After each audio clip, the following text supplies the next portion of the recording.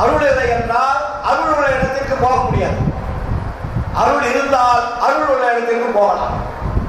நீ எனக்கு கூப்பிட்டா நான் இங்க வருவேன், கூப்பிடலன்னா நான் எப்படி வருவேன்? அப்ப இறைவன் அருளை கொடுத்து கூப்பிடும் போது நம்ம போயிட்டா வேலை முடிஞ்சது இல்லை. அப்ப யாருக்கு நம்ம அருளை பெறணும்? இறைவனிடம் பெறணும். Very simple. அப்ப நம்ம என்ன பண்ணிட்டோம், பல கோடி பிறகுகள் எடுத்துட்டோம். இறுதியில அருளை பெறுவதற்கு தான் அந்த மனித பிறகு கொடுத்தது. இங்க ஜாலியா விளையாடுறதுக்கு அல்ல. நம்ம என்ன பண்ணிட்டு இருக்கோம்? உலகத்தோட சேர்ந்து ஜாலி பண்ணிட்டு இருக்கோம். பண்ணாத தீமைகள் பண்ணி கொண்டு இருக்கிறோம் இல்லையா? பண்ணாத தீமைகள் பண்ணுகின்றீரே, பதறாத வன்மொழி பகருகின்றீரே, கண்ணாக காக்கின்ற கருத்ததனை நினைத்து கண்ணார நீர்விட்டு கருத்தறியீரே, நன்னாத தீயனம் நன்னுகின்றீரே, நடவாத நடத்தைகள் நடக்க வந்தீரே, கண்ணாக காக்கின்ற கருத்ததனை நினைத்து கண்ணார நீர்விட்டு கருத்தறியீரே, என்னாவது என்னவும் நேரும் ஓர் காலம் எத்துணை கொள்கின்றேன் பித்துளையே. பித்துளைக்கு என்ன?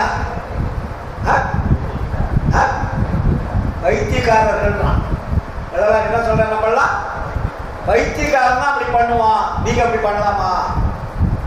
வைத்தியம் பிடிச்சவன் எவனாலும் போவான், அவனை பார்த்து உலகமே பயப்படும். அவனால ஒண்ணு முடியல கூட பைத்தியக்காரனா ஓடிடணும். என்ன பண்ணிடுவாங்களோ லட்சம். அதுபோல நாம் பைத்தியக்காரர்களாக வாழ்ந்து கொண்டிருக்கிறோமே தவிர மனிதர்களாக வாழவில்லை. அப்ப நம்மளுடைய வாழ்க்கை என்ன பண்ணிட்டு இருக்கோம்? விரயம் பண்ணிட்டு இருக்கோம். அப்ப இந்த விரயத்தை நாம் ஈடுகட்டுவதற்கு என்ன பண்ணணும்ன்றதுதான் சன்மார்க்கம். அப்ப அந்த பாசாந்த காலத்தில் அந்த ஆன்மா என்ன ஆயிடுச்சு? இப்போ மனித தேகத்துக்கு வந்திருக்கு. இன்னொரு விஷயம் அழகா சொல்ற பாருங்க, வள்ளலாருக்கு.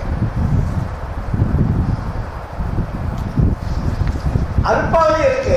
நீங்க அதெல்லாம் அந்த பக்கமும் போறதில்லை, அதை பத்தி சிந்திக்கிறதும் இல்லை. என்னவோ ஓடிட்டு இருக்குது வாழ்க்கை.